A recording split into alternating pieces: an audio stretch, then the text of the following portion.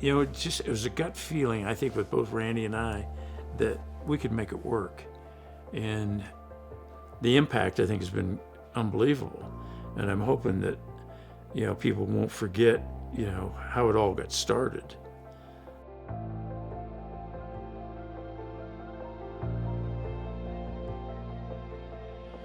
It started relatively small. And as each summer went on, it became the lifeblood of the college. So that's how it launched in 1971.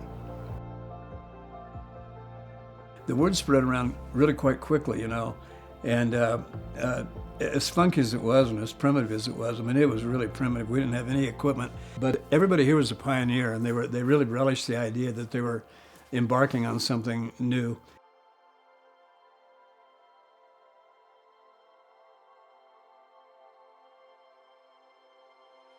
So I came out here as a clay person, but there was every discipline represented out here, you know, and the highest caliber of the profession. And we were all kind of in this together, and everybody was excited about learning what the other person was doing. I think our cultural community in this valley got its start at the A-frame. I just believe that. You know, in those days, it was a place like the A-frame where you go, you know, hang out. The students were hanging out, and there are people there all the time, and there are people coming in to register, and teachers, and and all our centers were like that, you know.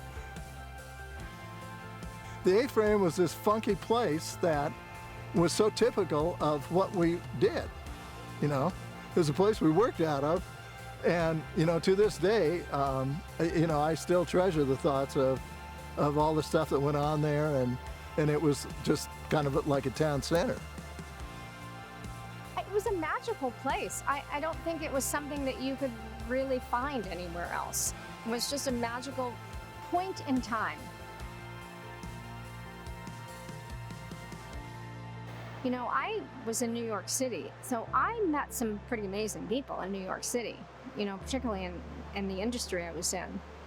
But I think it was just a shadow of what I was able to do here. The people I met here were really the movers and the shakers in the art world. And Randy and Jane Gregorius, I feel like they were responsible for just bringing top-tier artists into this community.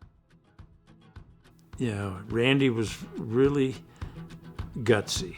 I mean, if he had an idea, he was gonna do it, and he'd go from anything from kite flying to Dr. Sticky to Ed Richet to Chihuly to Jerry Saltz. You know, the list just goes on, and a lot of those people now are top of the pecking order.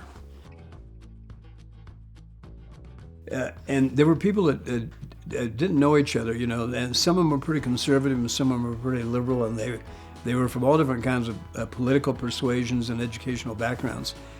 But when we got out here, it created a real camaraderie. It's remained that way throughout from the people that came to the workshop.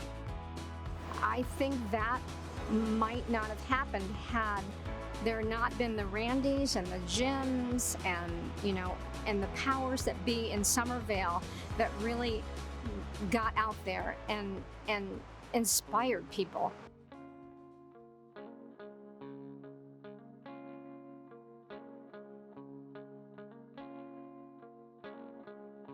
I think it's going to take the wisdom of the Randys and the Jims and all the other people that were part of it, and it's going to take visionaries to figure out how you can make something like that happen, you know, in a valley where space is finite.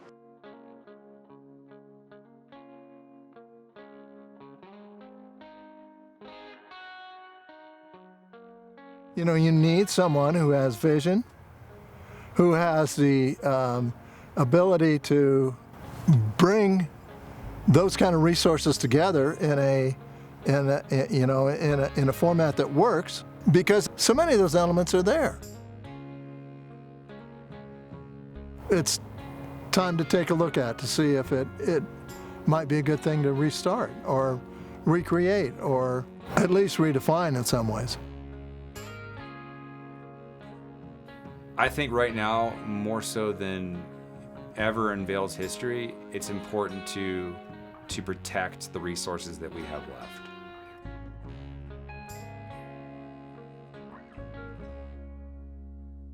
Well, I've always said, without history, there is no future, you know, and this has been an important part of the Vail history.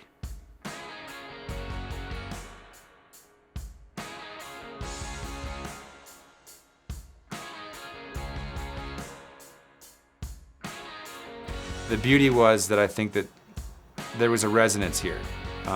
There was so much life being pumped into the town. And really, this is the foundation of art and culture in the town of Vail. This is where it all began.